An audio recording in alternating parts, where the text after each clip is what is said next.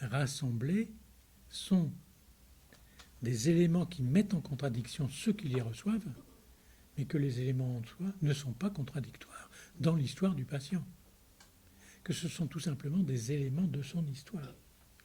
Et dans l'histoire transférentielle, ces choses vont prendre un sens, évidemment, au fur et à mesure qu'on travaille dans la temporalité tout le temps qui sera nécessaire. Alors voilà, il me semble que si on peut tenir compte de ces éléments-là, on est à peu près armé pour pouvoir faire en sorte que ceux qui se présentent du côté de l'archaïque reçoivent des réponses institutionnelles qui tiennent compte du concept de transfert à la condition de bien vouloir réélaborer le transfert à la lumière de la psychose, enfin de l'archaïque en général.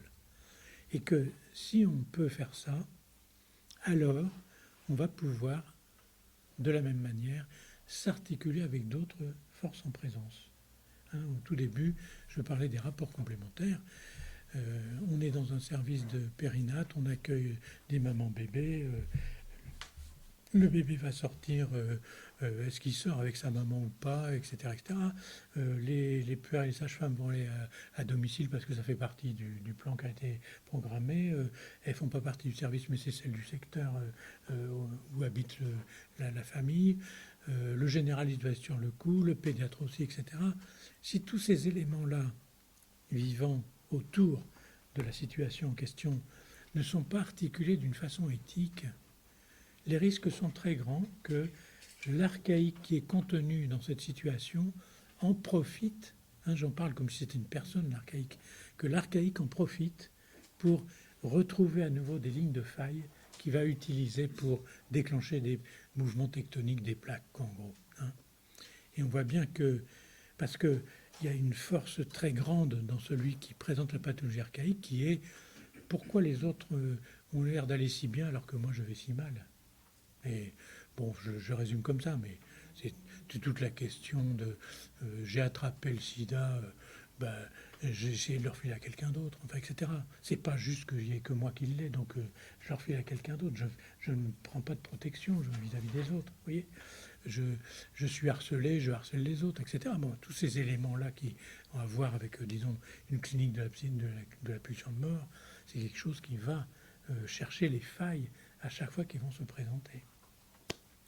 Et on voit bien que si, avant de sortir pour le bébé et la maman, on prend la précaution de téléphoner au pédiatre en disant tu vas voir un tel bébé que j'ai suivi pendant tant de temps à la mater parce que tu sais, c'est une histoire compliquée, sa maman a fait une décompensation, etc. Que le pédiatre prend du temps pour recevoir cette situation, etc. Ou bien si le pédiatre reçoit la situation sans être au courant de ce qui s'est passé et qui dit mais qu'est-ce que c'est que ce bordel, et il voit que la maman est très en difficulté avec son bébé et il fait un signalement de son côté. Vous imaginez la décompensation générale du système.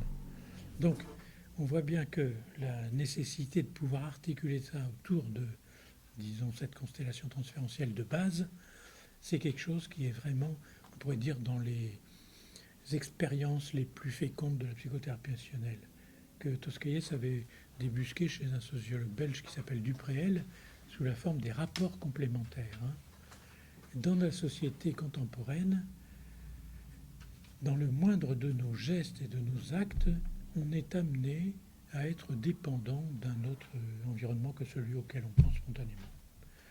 Si le juge reçoit dans son bureau un type qui a une peine avec sursis et qui lui dit écoutez, si vous recommencez, le sursis tombe, donc vous allez aller en tôle, qu'est-ce qui fait que celui qui entend ça de la part du juge se dit bon, il faut que je fasse gaffe parce que sinon je vais aller en tôle? Il a dans la tête le fait qu'il y a des flics qui vont s'occuper de lui, il y a des gens qui vont le revoir régulièrement, etc., etc. Il y a tout un tas d'éléments qui font que la parole du juge prend du sens, non pas seulement le juge tout seul, mais tous les gens qui ont rapport complémentaire avec le juge font société pour que celui qui entend ce que le juge dit se dise il faut que je tienne compte de ce qu'il dit parce que sinon, effectivement, tout un tas d'autres choses vont survenir qui sont en rapport avec ce qu'il est en train de me dire. De la même manière qu'un patient qui est suivi dans une équipe de psychiatrie par une très bonne équipe de psychiatrie, il a un diabète, si vous n'êtes pas en lien avec le diabétologue, ben, il va y avoir des tas de problèmes qui vont se présenter parce qu'il n'y a pas de rapport complémentaire entre le diabétologue et l'équipe de psy. Bon, toutes ces choses-là vous paraissent banales parce que quand on fait de la périnate, on est en permanence dans cette logique-là. Mais c'est pas banal partout. Il y a des tas d'endroits où on trouve que, ben non, j'ai pas eu le temps d'appeler, etc., etc. Et on voit bien qu'à chaque fois que ça se reproduit, alors l'archaïque s'empare de ces clivages pour en faire un feu d'artifice en général qui n'est pas reluisant. Hein. Voilà, donc il me semble que ces enseignements de la psychothérapie fonctionnelle sont très utiles pour traiter la question. Ils ont été d'abord élaborés pour les schizophrènes, les psychotiques, les autistes. Mais il me semble que si on réfléchit à cette question du côté de l'archaïque de la périnatalité, évidemment, les applications sont innombrables et on a tout intérêt à travailler dans cet état d'esprit. Voilà. Donc voilà un petit peu ce que je voulais vous raconter rapidement. Ça serait peut-être pas mal qu'on puisse un peu discuter autour de vos points de vue aux uns et aux autres.